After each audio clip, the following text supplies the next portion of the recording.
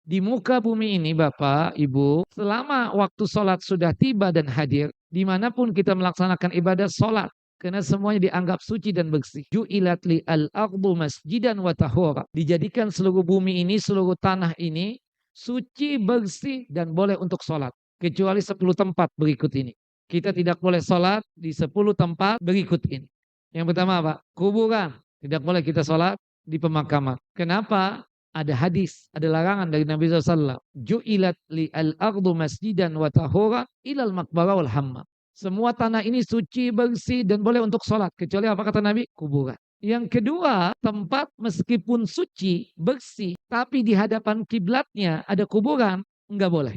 Kenapa Ustaz? Ada larangan dari Nabi. La tusallu ilal kubur, wa la tajlisu alaiha. Janganlah kalian salat menghadap ke kuburan, dan janganlah duduk di atas kuburan. Langsung. Hatta ada temboknya. Hatta ada temboknya. Untuk hati-hati. Kecuali ini masjid. Habis masjid ini jalan raya. Di seberang sana baru ada pemakaman. Boleh salat di masjid ini. Tapi kalau nempel temboknya masjid yang arah kiblat, kita katakan nempel dengan itu kuburan dan pemakaman. Enggak boleh. Kenapa? Ada larangan dari Nabi Sallallahu Alaihi Wasallam. Yang ketiga, toilet, jamban, restroom, enggak boleh untuk sholat di kamar mandi. Kenapa? Pertama ada larangan dari Nabi SAW. Ju'ilat li al-ardu masjidan wa tahuran ilal maqbara wal hammam. Dijadikan seluruh tanah ini bersih, suci, ya, boleh untuk sujud, boleh untuk sholat, kecuali kuburan dan kamar mandi. Kemudian yang keempat al-husyu, spiteng. Subhanallah, sholat id nih kita di sini atau Jumatan sampai keluar sana ada spiteng di situ di depan sana, di atasnya kita gelar sajadah sekalipun nggak boleh karena spiteng itu tempatnya apa? Kotoran, tidak dibolehkan. Wallahu a'lam bishawab. Yang kelima kandang onta nggak boleh, tidak boleh.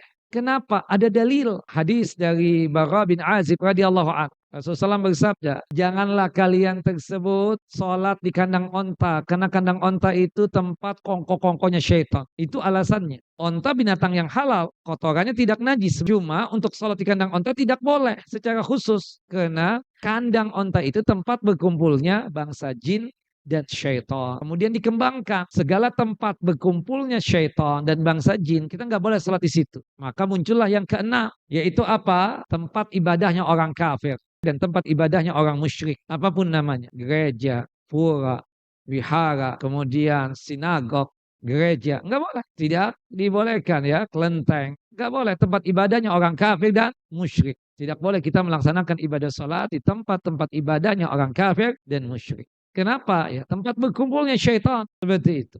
Termasuk yang ketujuh, tempat berkumpulnya syaitan, tempat maksiat. Entah itu tempat pelacuran, tempat perjudian, atau yang sejenisnya, tempat mabuk misalnya. Kemudian yang keberapa? Kedelapan, tempat pembuangan sampah. Kenapa tidak boleh? Kemungkinan besar ada najisnya di tempat pembuangan sampah tersebut. Yang kesembilan adalah got, selokan. Meskipun kering kita katakan, kemungkinan besar ada apa? Ada najisnya. Dan yang terakhir, yang ke-10, berdasarkan dalil, tempat yang pernah diadab dan disiksa oleh Allah Jalla wa'ala. Nah, seperti ada daerah Madain Saleh itu ya. Subhanallah. Bukan di daerah Al-Ulanya. Jadi setengah jam atau 20 menit ya dari Al-Ula itu ada Madain Saleh. Dan tempatnya tertutup. Tertutup, nggak boleh orang untuk mampir ke sana. Itu tempat yang pernah diadab. Kita nggak boleh sholat di situ. Kata Nabi SAW, bersegera kalian. Jangan berusaha untuk diam di situ. Sekedar lewat saja boleh. Tidak mengapa yang demikian. Wallahu alam bissawab. Nah ini 10 tempat yang berkaitan kita tidak boleh untuk apa?